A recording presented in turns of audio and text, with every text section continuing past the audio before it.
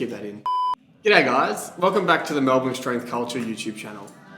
In today's video, we're going to discuss why we should potentially delay tracking our calories when we look to improve our nutrition.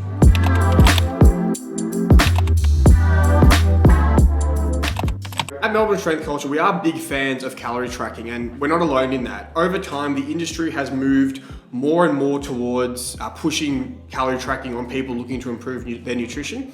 And this is ultimately for the better. Calorie tracking has many benefits.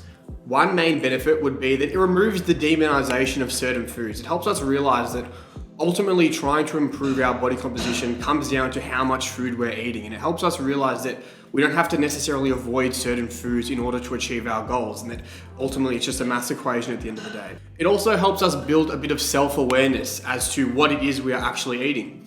If someone's never tracked their calories before, they might be surprised as to how low the amount of protein they're eating is, or maybe how high the amount of fat or carbohydrates they are eating is.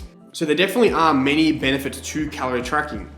However, I'm going to discuss why often people track calories sooner than they need to in their nutrition journey. So there is more to nutrition than MyFitnessPal. There is more to nutrition than carbs, fats, protein, and calories. When someone goes straight into the kind of MyFitnessPal approach to their nutrition, they kind of view everything through this lens, and they think that all there is to nutrition is carbs, fats, and protein. While this does make up a big part of what nutrition is, there's more to the story than that.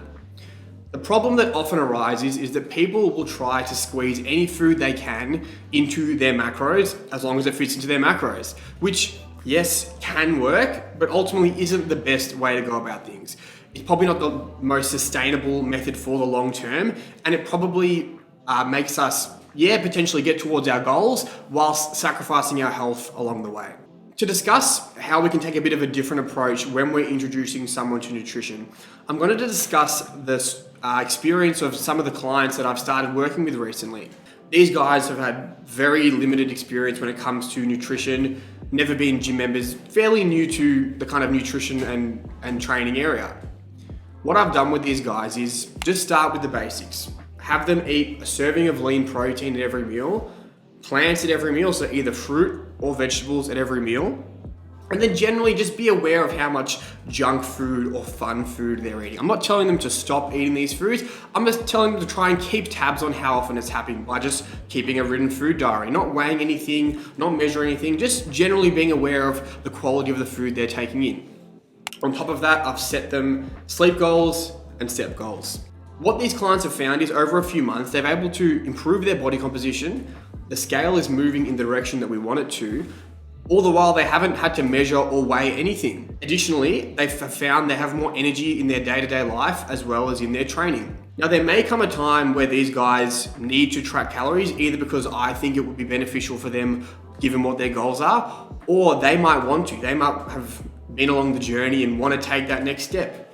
But that's not necessarily the case for them now. They are making progress with their training and their nutrition. There's positive outcomes we're seeing, so we don't necessarily have to take that step towards calorie tracking. So just to summarize that first point, yes, calorie tracking is great, but we need to just start with a basic foundation of healthy eating. We don't need to get to step 5 if we haven't nailed steps 1, 2, and 3 first. Now, step 2 is that whatever your goal is, you need plants and protein. This is quite obvious when it comes to fat loss clients. If you are trying to either improve your body composition or significantly lose amount of weight, you need plants and protein. If you're trying to reduce the overall amount of food that you're eating, which is necessary if you want to lose weight, and you're not eating a serving of lean protein multiple times a day, if you're not having a bare minimum 2 fruit and 5 veg a day, it's very unlikely that you're going to be successful with these efforts. Or if you are, these aren't going to be sustainable efforts. You might make some progress with your fat loss over the short term, but you probably won't be able to maintain this over the long term. The number one reason really is that protein and plants are very filling. It is much easier to eat a lower amount of calories when a large bulk of your diet comes from plants and protein. One, because of protein itself is satiating.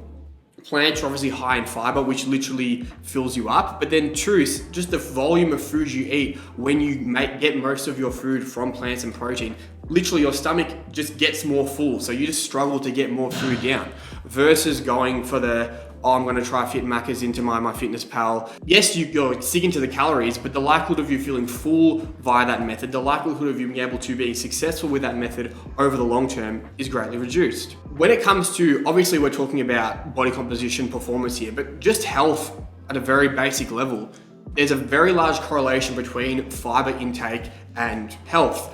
Anthony's going to chuck up a study here that points to that. And this should be quite obvious, but if you want to look into it, there are very many resources out there that will just go into this. And sadly, the vast majority of the population do not meet the required fiber amount. So if you want to be healthy, that's why I keep coming back to plants and protein. If you're not eating 2 fruit, 5 veg, if you're not eating enough fiber, the likelihood of you being of optimal health is greatly reduced.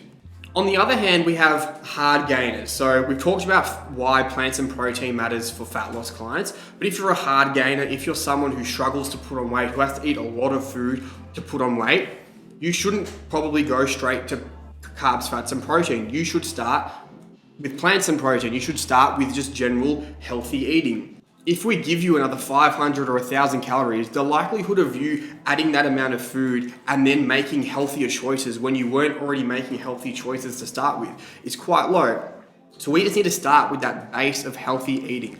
Lean protein multiple times a day, 2 fruit, 5 veg, generally going for healthy fats. If you're not already doing that, we can't expect you to do that when we add more food to you, because probably what you're going to go for is the more highly processed options, which aren't inherently the end of the world, but they are when you're choosing those instead of 2 fruit, 5 veg, multiple servings of lean protein a day. Yes, hard gainers do need to eat more food, but that shouldn't come at the expense of just ticking the general boxes for being healthy. You shouldn't not be healthy for the sake of putting on 5 kilos of muscle, just generally getting in better shape. It's really not worth it. So I have talked about why we don't necessarily need to track calories, especially right at the start of our nutrition journeys. But there definitely is a time when calorie tracking is the best option. And that's when people have really high level goals. If you want to put on as much muscle as possible, if you want to get as lean as possible, or if you want to perform at the highest level, whether that's in powerlifting, bodybuilding, or any other sport, calorie tracking is almost certainly the best option. When you have these really high level goals, if you want to get really, really lean, I can't just tell you eat 4 palms of protein a day. It really matters if you're eating within that 1.6 to 2.2 grams per kilo of body weight. We can't just kind of wing it and hope for the best. Similarly, if you want to grow the most amount of muscle as possible, the same applies. We can't just kind of hope that we're eating enough. Being precise in those situations matters a bit more. With that said, none of us are above health. We shouldn't try and push our performance goals, whether that's in terms of body composition or in terms of our training, and think that that gives us an excuse to not be healthy. There is a caveat to this. Taylor Atwood, if you're watching, you're excused. If you're in that top 0.0001 percentile of the entire human race and you're performing at those levels, yeah, maybe you're gonna have to let health go out the window in order to reach your goals. But for most of us watching, that is simply not the case. It's simply not worth sacrificing our health for our performance. On top of that, when we think about longevity, when we think about long-term progress, we should be trying to be healthy over the long term. If we want to perform or reach the highest levels, whether that's in terms of muscle mass or in terms of just performance with our training in the gym, being healthy will help that. We can sometimes get short-sighted and think about the 6-month or 1 year kind of period, but if we want to be the best we can be, that's going to be over 5, 10, 15 years. And if we want to be able to train hard over that long period of time, being healthy is going to help that. Simply focusing solely on carbs, fats, and protein at any cost isn't the way to go about things. So just in summary, the 3 main points from this video are: number 1, we don't want to start viewing nutrition through the MyFitnessPal lens. We need to start with a base of healthy eating and then build on from there. There's no need for us to go to step 5 or 6, which is MyFitnessPal, when we haven't even nailed steps 1, 2, and 3. Point 2, whatever your goal is, you need plants and protein. If you're trying to lose fat, it's vital. If you're trying to gain weight and you're a hard gainer, it matters for you to tick the health box before you worry about that. The third and final point is, yes, there are definitely times where calorie tracking is the best option. However, for the vast majority of us, we should not sacrifice our health for the sake of performance. Thanks for watching, guys. Hopefully you took something away from this video. If this has challenged some understandings you have about nutrition or raised some questions for you, please get in contact. We'd love to help you. We do offer nutrition coaching as part of our coaching. So definitely get in contact if you'd like to learn more. And also, if you've made it to the end, if you're still watching, chuck us a like, hit subscribe. We're trying to get to 5,000. Leave a comment down below. And of course, happy lifting. Have we already got to 5,000? I hope we haven't.